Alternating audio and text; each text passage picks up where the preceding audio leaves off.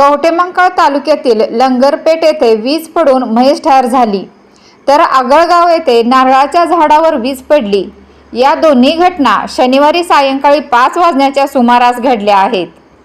कवठेमहांकाळ तालुक्यातील लंगरपेठ, ढालेवाडी, आगळगाव परिसरात सायंकाळी 5 वाजण्याच्या सुमारास जोरदार वारे व विजामुळे एकच तारांबळ उडाली।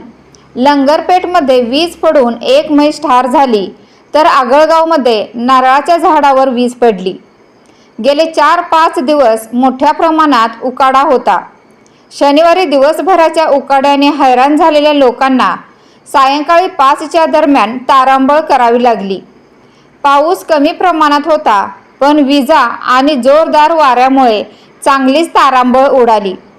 लंगरपेठ, ढालेवाडी, इरळी या भागात पाऊस झाला, यामुळे थोडाफार दिलासा मिळाला। लंगरपेठ येथील संजय नाईक यांच्या घराजवळ झाडाखाली बांधलेल्या म्हशीच्या अंगावर वीज पडून म्हैस ठार झाली। यामुळे त्यांचे 80,000 रुपयांचे नुकसान झाले आहे। पशुवैद्यकीय अधिकारी व ग्राम महसूल अधिकारी यांनी पंचनामा केला, तर आगळगाव येथे शेतात नारळाच्या झाडावर वीज पडली, मात्र कोणतीही जीवितहानी झाली नाही। तालुक्यातील सर्वच भागात अगदी हलक्या स्वरूपाच्या पावसाने हजेरी लावली।